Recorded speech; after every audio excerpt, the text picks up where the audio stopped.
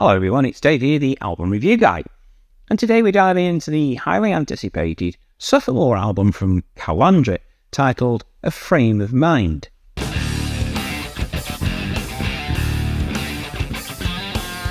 Now, I know what you're thinking, just what I needed, another introspective Scandinavian folk prog metal band to get lost in. Well, let me tell you, Kalandra might just be the band to fill that exact void in your life. Their story begins in the vibrant city of Liverpool in the UK, where they first met in art school. Since then, they've relocated to the stunning Norwegian capital of Oslo, which, let's face it, probably did wonders for their moody, atmospheric sound. Who can blame them? You can't exactly write haunting ethereal music while staring out of the window at a Tesco parking lot.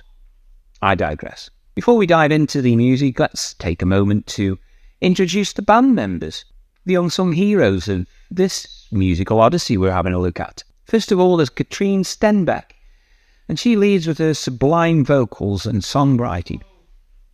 Honestly, if you listen to her sing without feeling something, you might want to check your pulse. Then there's Florian Dodelaine Winter and Yogi Dai Myland on guitars.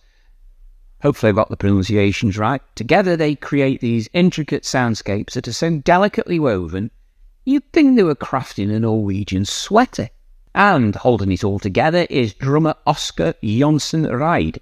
His dynamic playing grounds the album through its many twists and turns, ensuring that no matter how far off the atmospheric stratosphere they float, they've still got a beat to return to. Now, what's new with A Frame of Mind? Well, for starters, it digs deep into the themes of displacement and the quest for identity.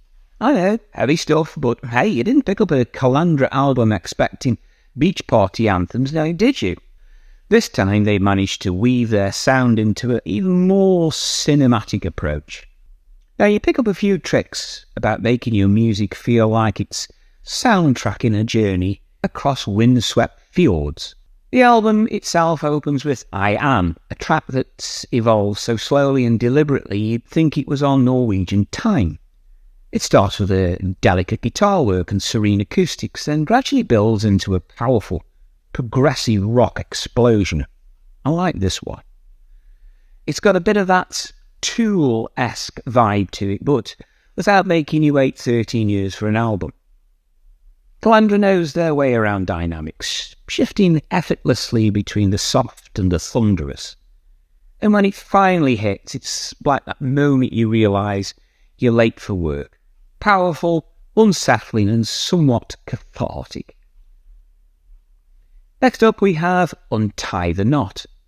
Now this is where Stenbeck's vocals take centre stage, gracious and atmospheric. The interplay between acoustic and electric guitars creates a rich, earthy soundscape. It's anthemic in that quiet, brooding way that makes you want to light a candle and stare out of the window. Then, just when you're getting comfortable, they hit you with Are You Ready? Now this was a pre-release track and it ventures deep into the band's metal side. It's got polyrhythmic riffs and groove-laden drums that will have you asking yourself, am I actually ready for this? Spoiler alert, you're not, but that's half the fun. The state of the world is where things get especially poignant.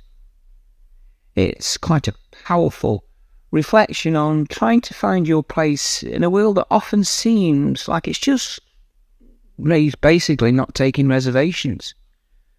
Haunting vocals paired with traditional instruments create a soundscape that's as touching as it is sobering. Kalandra aren't just pulling on heartstrings here. They're practically strumming a whole emotional guitar. And then we get Bardagen, the first of the album's 2 Norwegian language tracks.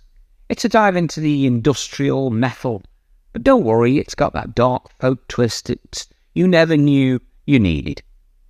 It's a nice track, this one is. If you were worried things might get too bleak, A Life Worth Living swoops in with a folkier, more uplifting feel this time. Of course, in true Kalandra style, it's uplifting in that way where you start questioning your life choices, but hey, that's why we listen to these albums, right? Later on, I'll get there one day, and this picks up the themes of hope and resilience, but with a heavier electronic elements and some delightful Middle Eastern vocal melodies on this one. It's like the band just can't resist throwing in another layer to keep you on your toes in reality.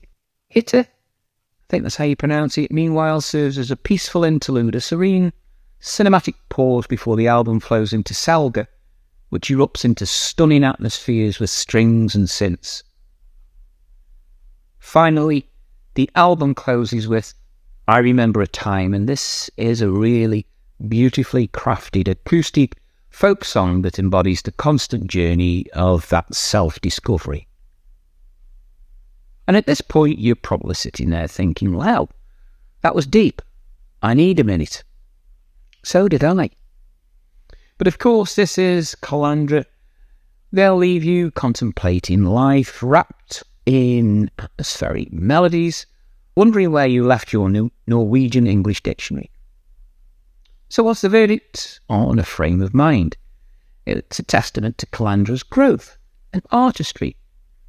It's the kind of album that not only rewards your patience of the fans, but speaks directly to the soul, its emotional depth and exquisite songwriting. If you've been waiting 4 years for this, you can breathe a sigh of relief. It's been well worth it. Now, I score a generous 9 for this one, but it is a really good album. So there you have it. Go grab a copy, immerse yourself in the world of Kalandra. Trust me, it's a journey worth taking, and hey, at least it's more affordable than a flight to Oslo. Drop a comment below with your own feelings on this new album, and let's keep the conversation going. If you've enjoyed this review, don't forget to like and share this video with somebody else who you think might enjoy it, and also subscribe to the channel to avoid missing future releases. So until next time, keep spinning those albums, and I'll catch you on the flip side. Bye for now.